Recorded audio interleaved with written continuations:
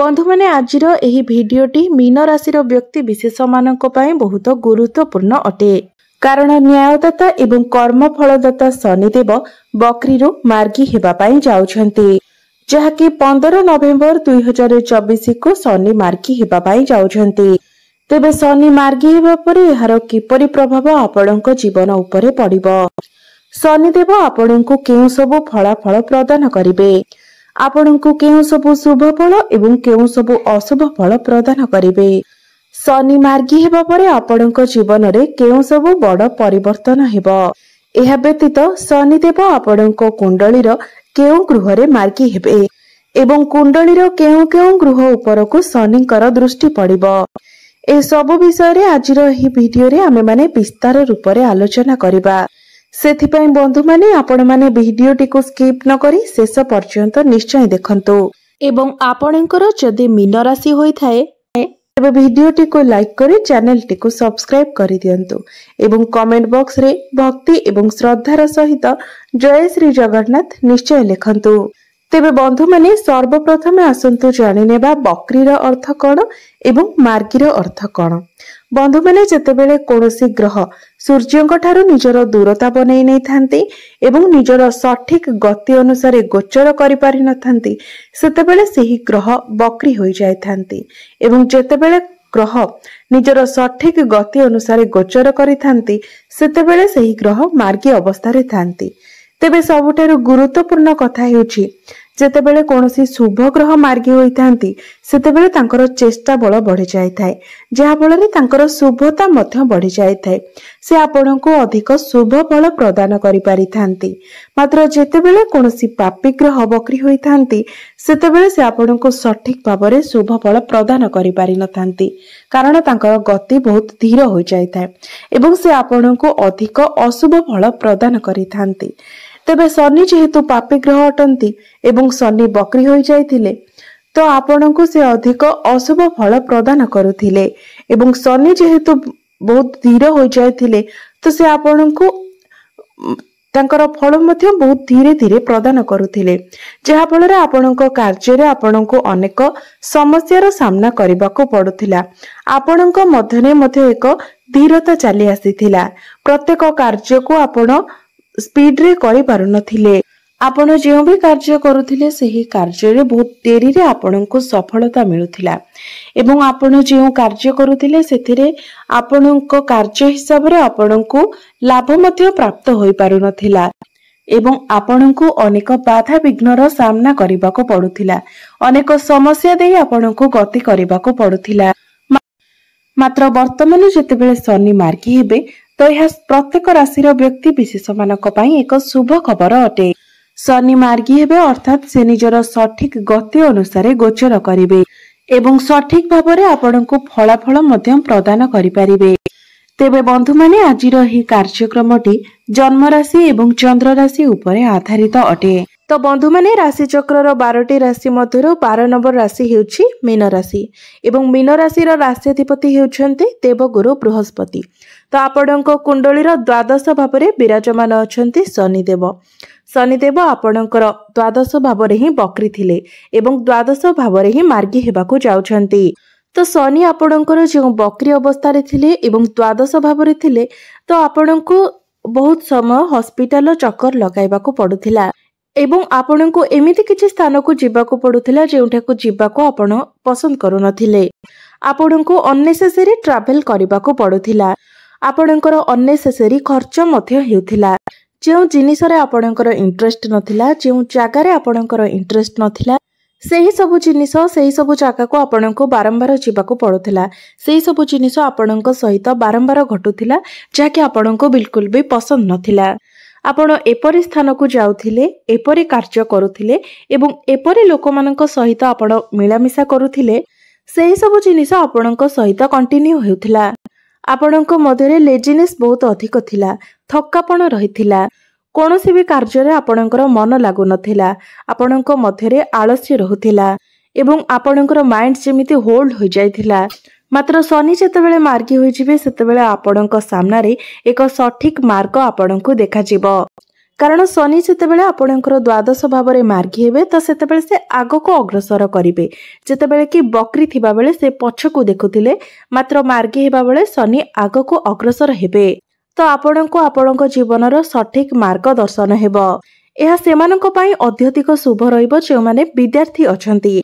पाठपढ़ा को लेकिन जो मैंने किछि भाबुथिले किछि प्रिपरेशन करुथिले सेमाननको पई समय बहुत भल रहिबो। जदि आपण किछि फॉर्म फिलअप करिबा पई चाहुचंती कोनोसी कंपटीशन ने पार्टिसिपेट करिबा पई चाहुचंती तो आपणको पई भल रहिबो। द्वितीय रे यह सेमाननको पई बहुत भल रहिबो जो माने फॉरेन ट्रैवल करिबा पई चाहुचंती।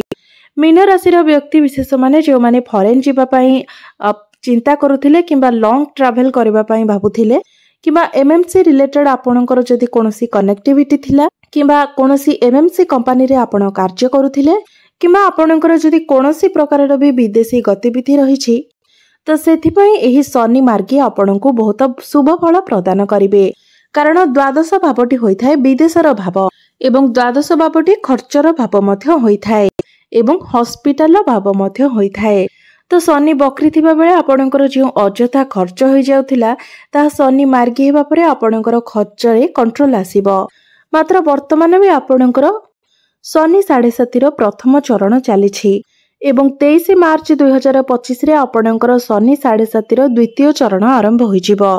तो सेथिपाई आपण सब बेले एही कथा को ध्यान रे रखिबे जे जेहेतु आपणकर शनि 7.5 चलीछि एवं दीर्घ समय धरि चलिबो सेथिपाई जे माने आपणक तळ लेवल लोक सेमानक सहित भूले भी कोनोसी प्रकार खराब व्यवहार करिवे नाही किंबा सेमानकर क्षति हैला भली कोनोसी कार्य करिवे नाही किंबा सेमानकु खराब व्यवहार देखैबे नाही कटु कथा कहिबे नाही एवं कहा सहित ठकामी कार्य करंतु नहीं। आपणकर परिवार रे हेउ किबा परिवार बाहर हेउ काहाको पैसा पत्र रे आपण ठकिबा कार्य करंतु नहीं। निशा द्रव्य ठारू जेते पारिबे दूरे ही रहंतु। एही शनि 7.5 भितरे आपणक मध्य रे जेते सब दुर्गुण अछि से सब को आपण सुधारी नियंतु। कारण आमे जेपरी कार्य करिथाउ आमको सेही परि ही हमर कर्म फल मिलिथाय एवं शनि हेउछंती कर्मदाता कर्म फलदाता न्यायदाता। तो आपण जे भली भाबरे कार्य करिवे आपणको शनि सेही भली फल प्रदान करिवे। जदि एही शनि 7.5 भितरे आपण निजको सुधारी नियंती तो निश्चित भाबरे आपणको शनि देउथिबा दंडरे किछि ना किछि कम फल मिलिबो। मात्र जदि निजको आपण न सजाडंती एवं भूल परे भूल करि चलंती तो निश्चित भाबरे एही शनि 7.5 रे आपणको बहुत किछि समस्यार सम्मुखीन हेबाको पड़िबो। शनि जेतेबेले आपणको कुंडली रे बकरी थिले सेतेबेले आपणको मध्य रे पेशेंस लेवल बहुत कम थिला एवं प्रत्येक कार्य को आपण तरबरिया भाबरे करूथिले। आपणको मध्य रे जीत बहुत अधिक थिला। प्रत्येक रिलेशन ने प्रॉब्लम थिला।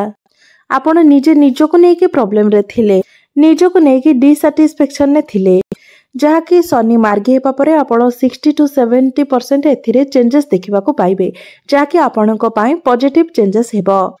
बंधु माने शनिकर मार्गी दृष्टि आपणकर द्वितीय भाव उपर को पड़िबो आपणकर षष्ठ भाव उपर को पड़िबो एवं आपणकर नवम भाव उपर को मध्य पड़िबो। तो बंधु माने बकरी शनिकर दृष्टि जतबेला आपणकर द्वितीय भाव उपरे थिला तो आपणक परिवार रे सब बेले किछि ना किछि कलह लागि रहउथिला अशांति वातावरण लागि रहउथिला कारण द्वितीय भावडी आपणकर परिवार रो भाव होइथाय एवं आपण निज परिवार पई जदि किछि करिबा पई चाहुथिले तो सेथिरे मध्ये आपण सक्सेस होई पारु नथिले।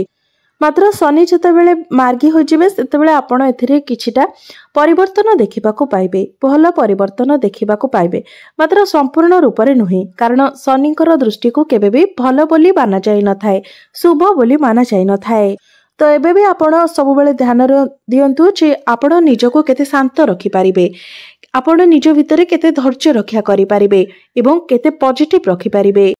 बंधु माने शनिकर दृष्टि आपणकर षष्ठ भाव उपरे रहुछि।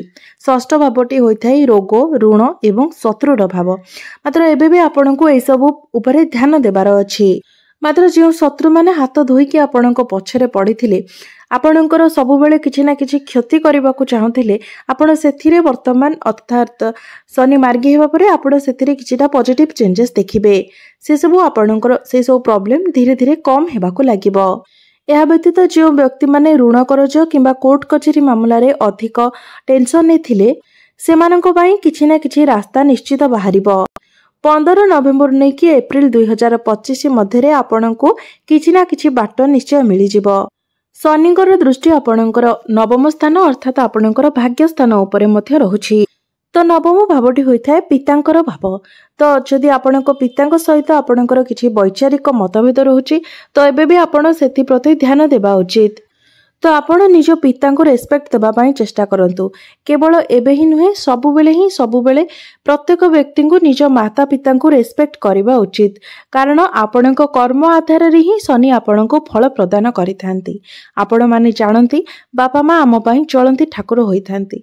तो सर्वप्रथमे आमे सेमानंकु सम्मान करबा उचित, सेमानंकु सम्मान देबा उचित। पितामातांको परे ही परमात्मा होइथांती। तो जेहेतु शनिଙ୍କର दृष्टि आपणकर नवम भाव उपरे पड़ुछि तो पितांक सहित संपर्क खराब हेबार बहुत चांसेस रहुछि। सेतिपय आपण सबुबेले एही कथा प्रति विशेष ध्यान दियंतु। ए सब कथा को अवॉइड करबा पई चेष्टा करंतु।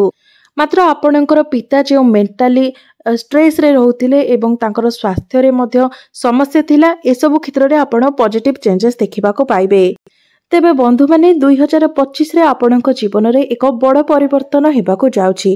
कारण 2025 रे शनि 7.5 रो द्वितीय चरण आरंभ हेबाको जाउछि। तो सेथिपाई आपण एबेठारु ही निजको सुधारी नेबा उचित। आपण जहाँ भी करूछंती प्रत्येक कार्य को आपण भाबी चिंती करबा उचित।